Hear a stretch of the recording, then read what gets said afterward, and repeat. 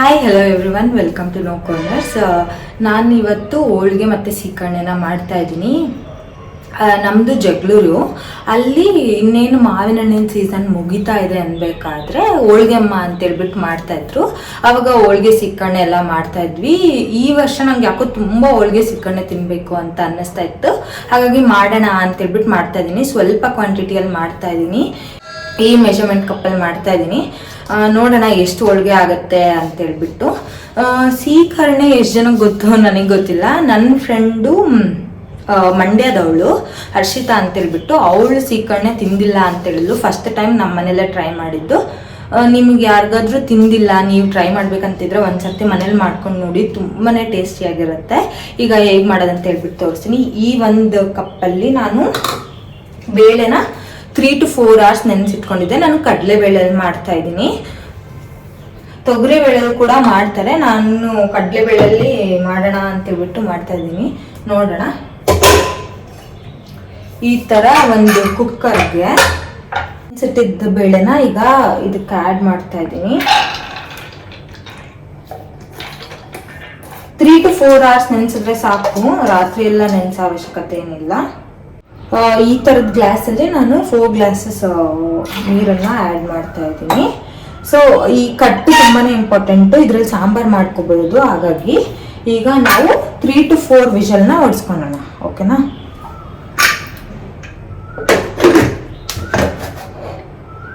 ಬೇಳೆ ಬೆಂದಿದೆ ಈಗ. ಸೊ ನಾನು ವಿಷಲ್ನ ತೆಗೆದುಕೊಂಡು ನೀರನ್ನ ಸಪ್ರೇಟ್ ಮಾಡ್ಕೊಳ್ತೀನಿ. ಬೇಳೆ ಬೆಂದಿದೆನಾ ಇಲ್ವಾ ಅಂತ ಹೆಂಗೆ ಚೆಕ್ ಮಾಡಬೇಕು ಅಂತ ಅಂದರೆ, ಈ ಥರ ಇರುತ್ತೆ ಅಲ್ಲ ಬೇಳೆ, ಫಾರ್ ಎಕ್ಸಾಂಪಲ್ ಈ ಥರ ತಗೊಂಡು ಸ್ಮ್ಯಾಶ್ ಮಾಡಿದಾಗ ಇದು ಪ್ರಾಪರಾಗಿ ಸ್ಮ್ಯಾಶ್ ಆಗಿರಬೇಕು. ಹಂಗಂದರೆ ಬೇಳೆ ಬೆಂದಿದೆ ಅಂತ. ಈಗ ಈ ನೀರನ್ನು ಸಪ್ರೇಟ್ ಮಾಡ್ಕೊಳ್ಳೋಣ. ನೀರನ್ನೆಲ್ಲ ಸಪ್ರೇಟ್ ಮಾಡ್ಕೊಂಡಿದ್ದೀನಿ. ಇನ್ನೂ ಎಕ್ಸ್ಟ್ರಾ ಏನಾದರೂ ನೀರಿದ್ರೆ ಹೋಗ್ಲಿ ಅಂತ ಹೇಳ್ಬಿಟ್ಟು ಒಂದು 5 minutes ಬಿಡ್ತೀನಿ ನಾನು. ಈಗ ಬೇಳೆನ ಕಟ್ಟೆಲ್ಲ ತೆಗೆದ್ಬಿಟ್ಟು ಇಟ್ಕೊಂಡಿದ್ನಲ್ಲ, ಅದನ್ನ ಆ್ಯಡ್ ಮಾಡ್ಕೊತಾ ಇದ್ದೀನಿ. ಒಂದು 5 to 10 minutes ನಾನು ಬಿಟ್ಟಿದ್ದೆ. ಈಗ ಸ್ಟವ್ ಆನ್ ಮಾಡ್ಕೊಳ್ಳೋಣ. ಮತ್ತೆ ಈಗ ನಾನು ಆರ್ಗ್ಯಾನಿಕ್ ಬೆಲ್ಲನ ತಗೊಂಡಿದ್ದೀನಿ. 1 cup ಅಷ್ಟು ಆರ್ಗ್ಯಾನಿಕ್ ಬೆಲ್ಲನ ಆ್ಯಡ್ ಮಾಡ್ಕೊತೀನಿ. ಓಕೆ, ಇದೇ ಮೆಷರ್ಮೆಂಟಲ್ಲಿ ಏನು ಬೇಳೆ ತಗೊಂಡಿದ್ರಲ್ಲ ಅದೇ ಮೆಷರ್ಮೆಂಟಲ್ಲೇ ಬೆಲ್ಲ, ಅದೇ ಮೆಷರ್ಮೆಂಟಲ್ಲೇ ನಾನು ಇವಾಗ ಕೊಬ್ಬರಿ ಕೂಡ ಹಾಕ್ಕೊತೀನಿ. ಕೊಬ್ಬರಿ ಒಬ್ಬೊಬ್ರು ಆ್ಯಡ್ ಮಾಡಲ್ಲ, ಬಟ್ ನನಗೆ ಕೊಬ್ಬರಿ ಇರಬೇಕು.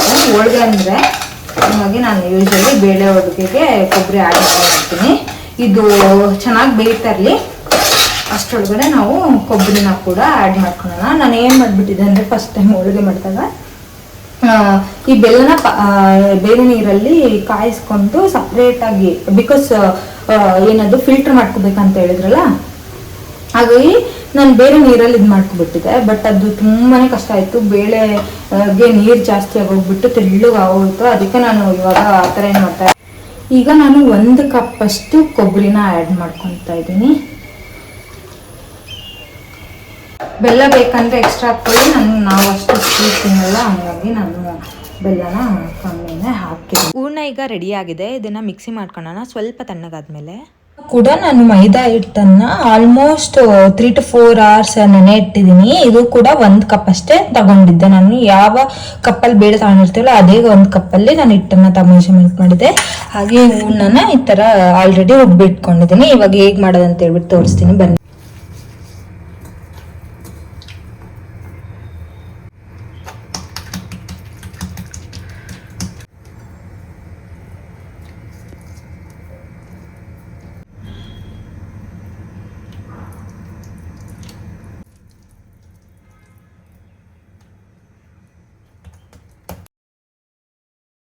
ಇಲ್ಲಿ ನೋಡ್ತಾ ಇರ್ಬೋದು ಹೋಳಿಗೆ ಎಷ್ಟು ಚೆನ್ನಾಗಿ ಬಂದಿದೆ. ನಾವು ಹಿಟ್ಟು ಎಷ್ಟು ಚೆನ್ನಾಗಿ ಕಲಿಸ್ಕೊತೀವೋ ಅಷ್ಟು ಚೆನ್ನಾಗಿರುತ್ತೆ, ಎಲ್ಲೂ ಕಿತ್ತೋಗಲ್ಲ. ನಾವು ಹಿಟ್ಟನ್ನ ಜಾಸ್ತಿ ಹೊತ್ತು ನೆನೆಯಿಟ್ರೆ ತುಂಬ ಚೆನ್ನಾಗಿ ಕೂರುತ್ತೆ. ಹಾಗಾಗಿ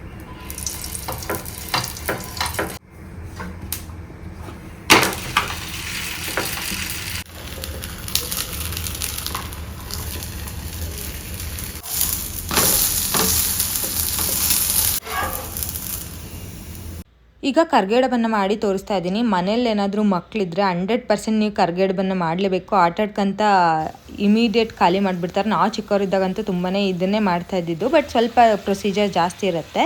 ಹಿಟ್ಟು ಮಾತ್ರ ಚಪಾತಿ ಹಿಟ್ಟಿನ ಅದಕ್ಕೆ ಕಲಿಸ್ಕೊಂಡು ಅದರೊಳಗಡೆ ಸ್ಟಫಿಂಗ್ ಹಾಕಿದ್ರೆ ಆಯ್ತು ಅಷ್ಟೇ.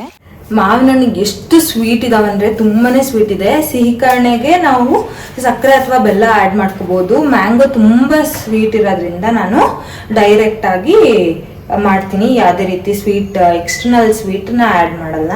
ಇದು ನಮ್ಮ ಚಿಕ್ಕಮ್ಮವ್ರು ಕಳಿಸ್ಕೊಟ್ಟಿದ್ರು, ತುಂಬಾ ಸಿಹಿ ಇದೆ. ಸೊ ಸಿಹಿ ಕಣ್ಣನ್ನ ಹೇಗೆ ಮಾಡೋದಂತ ಹೇಳ್ಬಿಟ್ಟು ಈಗ ತೋರಿಸ್ತೀನಿ ಬನ್ನಿ.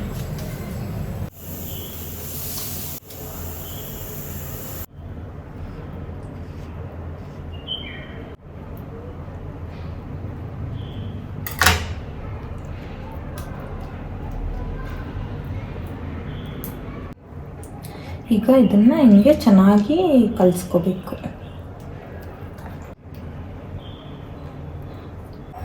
ಎರಡು ಏಲಕ್ಕಿನ ಆ್ಯಡ್ ಮಾಡ್ತಾ ಇದ್ದೀನಿ. ಈ ಥರ ಇದನ್ನ ಕೊಟ್ಕೊಳ್ಳೋಣ ಚೆನ್ನಾಗಿ.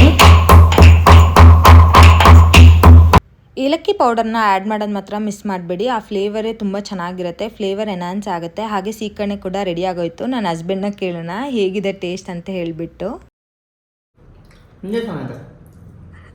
ತುಂಬ ಚೆನ್ನಾಗಿದೆ.